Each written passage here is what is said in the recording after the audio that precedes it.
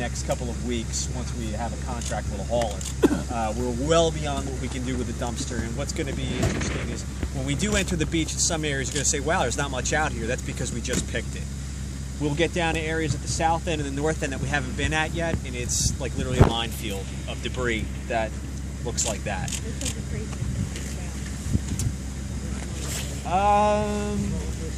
Well, there's a lot of, yeah, and we've actually, this week, we've been in touch with the folks from Casino Pier and let them know that, you know, we have 3 roller coaster cars from Seaside and they're going to come and get them back. You know, obviously we would want to make sure that they get to where they need to be, and not even that they can be used again, but it's a pretty interesting piece. Nobody wants to see it end up in the trash. I mean, we've found everything. We found little, give me something interesting, Bob.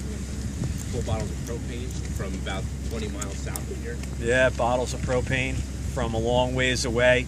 Docks, a lot of pilings from the piers, the seaside. Boats, numerous boats, pieces of boats, mainly not full boats. And just, you know, a lot of debris, some of which is really ancient. We found the transom of an old boat that no one has built a boat in this manner. It's an old lapstrake boat with a mahogany transom. No one's built one of them probably in 50 years, and only the transom floated up, so it's a little bit sad. Ray, with all this debris offshore, how concerned are you about the safety when swimmers get back in the water for the summer? It's something we're going to have to just monitor and watch how it goes day by day, because what we are finding is when we pick the beach and we go through and sweep it and take every piece off with us as we go through, the next day there will be more debris floating up. You'll actually see in the wash sometimes as we're driving along, you may see a piling bobbing around here and there. It is less and less all the time, and I think we will see less and less as time goes by, but we're just going to have to play it by ear and see how it looks. But the whole Jersey Shore is going to be in the same boat.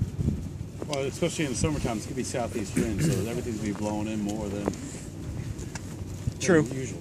True. Now, was that breached over there? Yeah, I was going to talk about that a little bit. This gives you a perspective of what happens when the storm takes out a dune. Anybody who's familiar with this area, the dune height just to the north of this breach continued all the way across to that boardwalk. It was one height, 10, 12 feet high dune.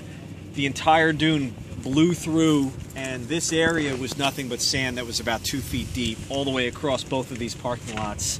And we had to clear that over the last couple of weeks. But here's a snapshot looking east. Where's the roller coaster cars now? Do you have them in storage somewhere? Or? No. As a matter of fact, we're working with them to have them come in and help us get them out because they're half buried under the sand. But we have them. We know where they are. But they're still out in the field there. Yeah. Okay. It is nor'easter season still. What concerns do you have with like that there?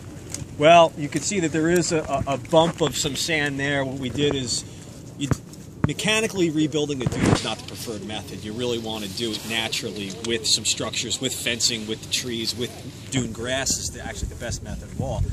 But we did have to move an enormous amount of sand mechanically. So what we did is we moved out of the parking lot. We did put it back there, which we're allowed to do under a beach and dune maintenance permit, and it at least affords us some protection. So we're concerned. That's why we're moving fast as we can toward dune restoration. How much debris do you think you've removed already? Like enough to fill this parking lot? Can you give me like a visual, almost, of how much you've removed? I can give you a visual by doing this.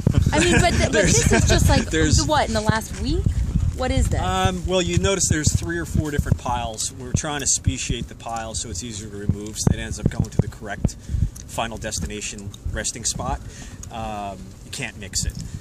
But I would say that, you know, each week we probably pick up a third of what you see accumulated between all of these piles. So we have not removed anything from the island. What is here is what we've been picking up since the storm. But I will say that this has not been our primary focus. Our primary focus has been to mitigate our losses and to start taking care of our infrastructure. We've been doing this on weekends. Okay, so this